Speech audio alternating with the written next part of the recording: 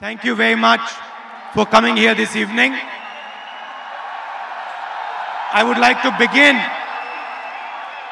by thanking His Highness Sheikh Khalifa bin Zayed Al Nahyan, President of UAE, His Highness Sheikh Mohammed bin Rashid Al Maktoum, Vice President and Prime Minister of UAE and ruler of Dubai, His Highness Sheikh Mohammed bin Zayed Al Nahyan, Crown Prince of Abu Dhabi and Deputy Supreme Commander of the UAE Armed Forces, and the other rulers of this great nation. I would also like to thank my brothers and sisters from our great nation who have come here today. And I want to thank you, because when I drive through Dubai or I drive through UAE, I see your energy, your blood and sweat. You have helped build this nation.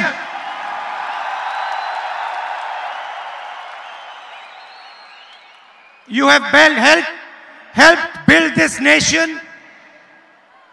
And every single time I come here, I want to tell you, from the bottom of my heart, every single time I come here, I feel so proud of all of you.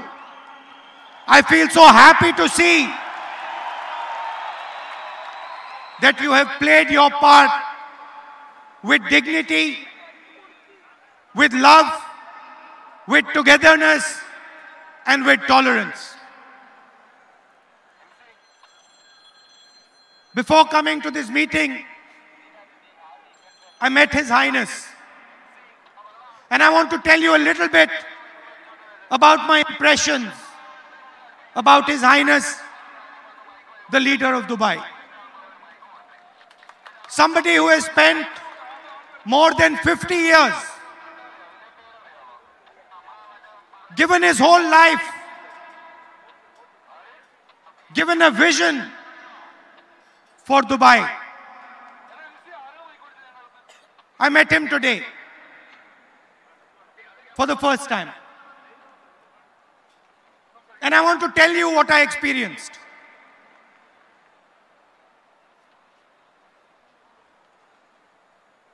The number one emotion I experienced in His Highness was humility.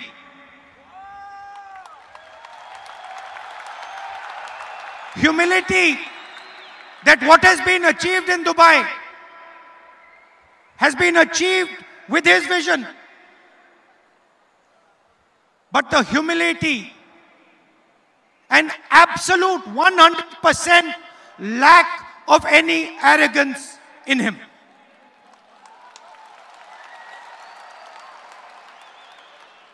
Great nations are built with that type of humility. A leader who listens,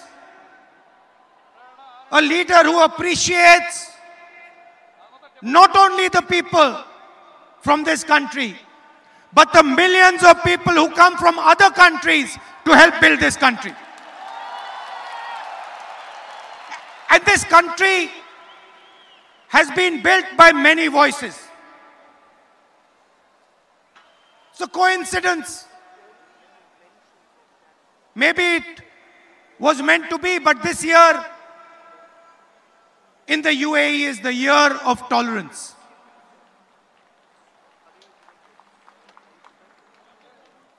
Year of tolerance.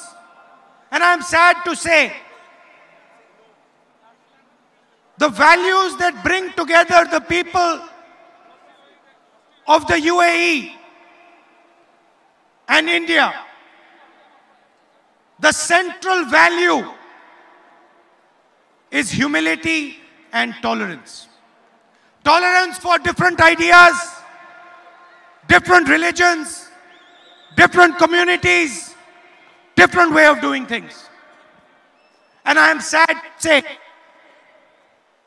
that here it is the year of tolerance. And back home, it is 4.5 years of intolerance.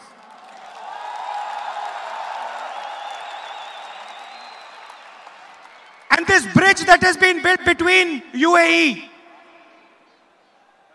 and our great India, this is not a new bridge.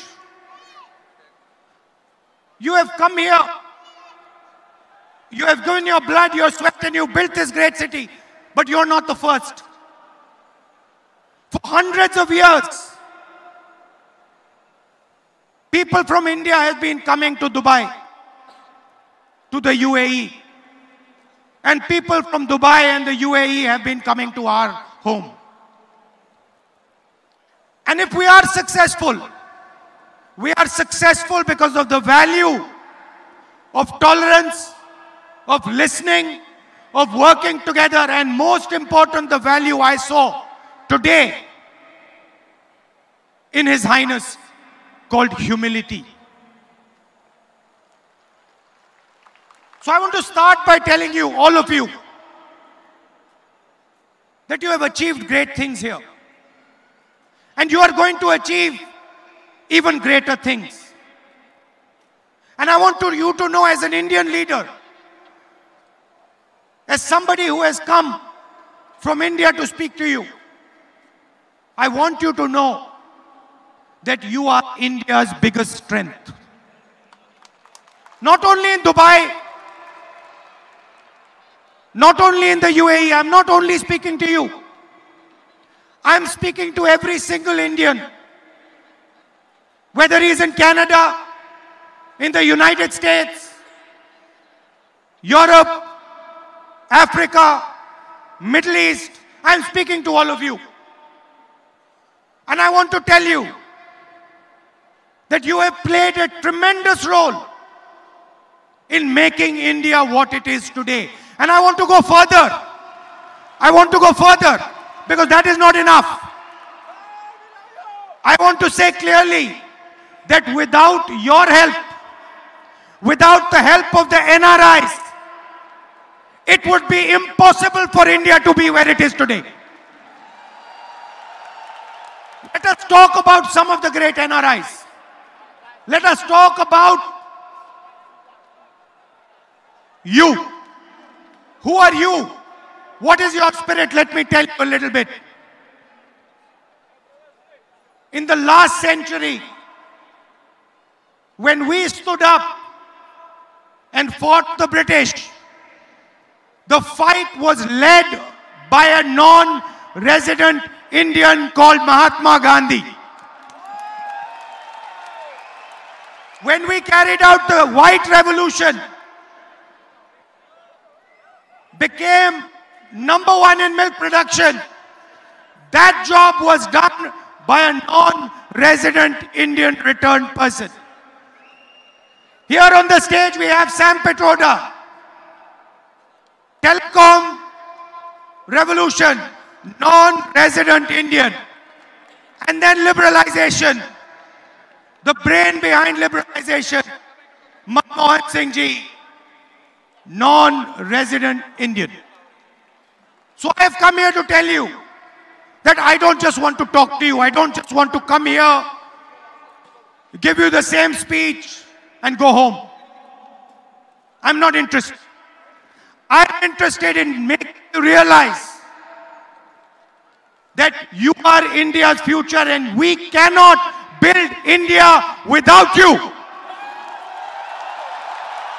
And I want you to do what you have done in Dubai, what you have done in the UAE, what you have done in the United States, what you have done in Europe, in Africa. I want you to help us do that back home. And I want a commitment from you. I want a commitment for you. You are going to stand together with us in India and help us solve the 2 or 3 big problems, challenges that we face. Do I have your acceptance to this proposal? I didn't hear you. I want you to say it louder. No, louder. Now let me tell you what are the problems that we face and what are the problems that we are going to work with you to resolve. And I'm happy to see that there are many ladies here because you're also part of that equation. The single biggest problem that we face in India today, over 1 billion people are facing a crisis of unemployment. You go to India, you talk to youngsters there and they will tell you that we have been devastated by demonetization and by GST, and we simply do not have employment. So the first problem that India needs to take head on, we are in a cricket stadium, not on the back foot, but on the front foot is unemployment. And we need to show the rest of the world that not only can India beat unemployment, but India can challenge our neighbor China when it comes to manufacturing and when it comes to employment.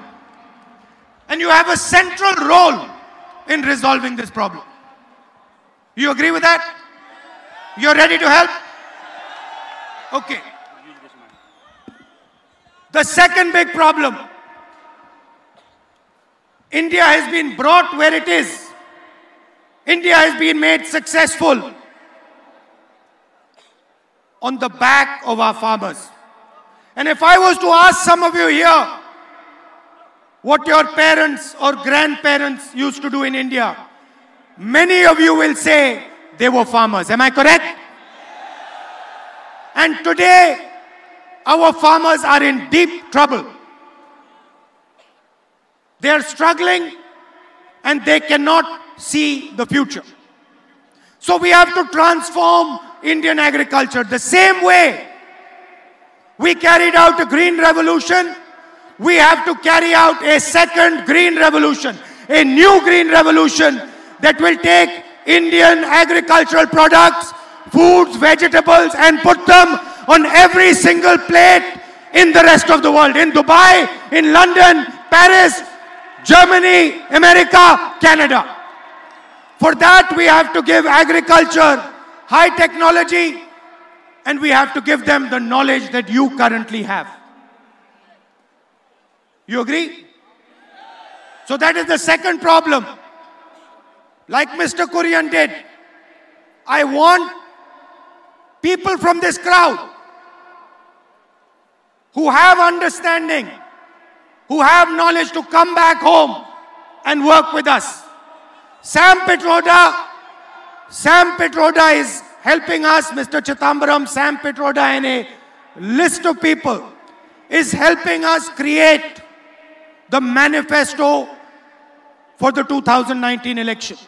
The manifesto is going to contain our plan for the future of India. It is going to be an expression not just of the Congress party, not of one person, not of one individual. It is going to be an expression of the millions and billions of Indians. It is going to be an expression of our farmers, of our youngsters, of women like you, and most importantly, it is going to be an expression of our NRI community. I want your voice to be inside the manifesto the Congress party produces. I have told Sam Pitroda that he is going to have detailed conversations with our NRI community in Dubai, in Abu Dhabi, in the UAE, in the Gulf, in America, Canada, rest of the world. And we are going to ask you what you need in that manifesto and what you tell us we are going to do for you. And I understand that you have a problem of representation. You have mentioned to me that you have a desire to be represented in India, Indian politics. You want to be represented in the Rajya Sabha. You want your expression to be heard in India. And I'm here to tell you that we are going to do that for you. We are going to make sure that your voice is heard in your country, that your voice is embedded deeply in our manifesto. This is what we are going to do. The last 5 years, not as a Congress person, but as an Indian, they have been sad years for me. And I want to tell you why they have been sad. Today, I was told by His Highness that it is the year of tolerance. What is tolerance? Tolerance is listening to people. Tolerance is embracing people. Tolerance is embracing ideas that are different than yours. People of different religions, people of different communities, that is tolerance. I want to ask you, can you have tolerance without humility? Is tolerance possible without humility? Is tolerance possible with arrogance?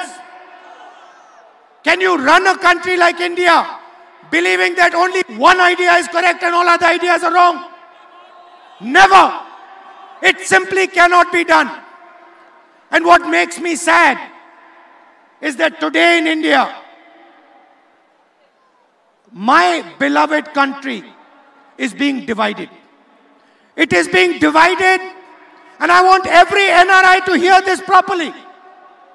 It is being divided for political reasons and for political benefit. That is why it is being divided. Different religions are being divided. Different communities are being divided. The rich and the poor are being divided. And India can never be strong if it is divided. I said to you, we are in a cricket stadium. I made the analogy of hitting a six. I want to ask you, can a cricket team that is divided, a cricket team where the batsmen don't talk to the bowlers, where the bowler doesn't talk to the wicketkeeper, where the wicketkeeper doesn't talk to the fielder, can that cricket team ever win a game? Then how can a country that is divided be successful? It is impossible. So the first task that we have to do, the absolute first task that we have to do, and every single Indian is responsible for this, whether he lives in India or he lives in Dubai, UAE, America, anywhere, every single Indian is responsible. We have to bring India together once again. We have to bring all our communities, all our religions, all our people, all our states together. And we have to say that enough. This is not many countries. This is not many religions. This is not many castes. This is first one country. From there we will start. And that is where we are fundamentally different. We simply do not believe that India can be successful if it is divided. And I want all of you to commit, regardless of which religion you're from. You have people here from Kerala, from Punjab, from Haryana, Karnataka, Maharashtra. Every single state, there are people here. There are people here from every single religion, every single community. There are men, women. India can never be strong if it is divided. Please understand that. It is impossible for our great country to be strong if it is divided. There is a lot of work to be done. You have shown what is possible. In many ways, you have shown us how to deal with challenges like urbanization. You have shown us how to deal with problems like transport. You have shown it to us. We have learned from you. And there are these tremendous problems that we have to resolve. And it makes me sad that instead of discussing unemployment, how to defeat unemployment, instead of discussing the difficulty our farmers go through, instead of discussing how we can build a future for youngsters, instead of discussing how we can empower women like you, we are sitting and fighting amongst each other. We are threatening each other, shouting at each other, abusing each other. It does not make sense in the 21st century. And that is what we have to do. We have to bring India together, regardless of the ideology, regardless of the thinking. Some people have said, we want a Congress Mukt Bharat. We do not want a BJP Mukt Bharat. We do not want that. But we want a Bharat that is united, where every single Indian person says, I am first an Indian, and then I'm everything else. And so I want to thank you. I want to give you all my love, and I want to tell you that till the day I die, my doors, my ears, and my heart will always be open for you. And you will always have space. And I know that you struggle. You're sitting here happy. But each one of you, there's not a single person in this room who has not struggled and made himself successful. I don't think there is a single person in this room who has not struggled, who has not given his blood, his sweat, his tears. It is true, isn't it? There is not a single person who has not built himself from scratch over here. And that is something we're extremely proud of. And you must never forget that. That if there is an idea called India, if President Obama, President Trump can say that there is only two countries, there are only two countries that can challenge the United States, a superpower, the biggest superpower. The president of the biggest superpower says there are only two countries that can challenge us. Which two countries? China and India. And what is India if it is not you? India is not simply a geographical idea. India is not simply an idea that is bounded by India's geography. You come to Dubai, the idea of India is carried with you in your heart. You carry it in your heart. No one can take it out. No one can remove it from your heart. And that is what is common between all of us, every single one of us. So I want you to understand deeply that India's future is directly linked to your future. If you realize that if you are unhappy, if you are feeling troubled, India is unhappy. India is feeling troubled. If you are happy, if you are successful, India is happy, India is successful. Realize that you are part of a great idea, an idea that includes tolerance, that includes brotherhood, that accepts multiple different religions, multiple different states. You are part of that great idea, and you have a lot to show the rest of the world. In an environment of violence, of anger, and you see it everywhere. You see it in the United States, you see it in Europe, you see it in the Middle East. In an environment of anger, India has the answer. India has the blueprint to provide an answer not just to India, but to the entire planet. Non-violence is embedded inside our DNA. And it has been embedded not for 50 years. Mahatma Gandhi was a great exponent of non-violence. But Mahatma Gandhi ji picked up the idea of non-violence from our great religions, from our great teachers. Mahatma Gandhi picked up the idea of non-violence from ancient Indian philosophy, from Islam, from Christianity, from Judaism, from every great religion, where it is clearly written that violence will not help anyone achieve anything. So that is your history. That is your caliber. And I want to once again thank you with all my heart for giving me such a lovely reception, for showing me so much love and affection,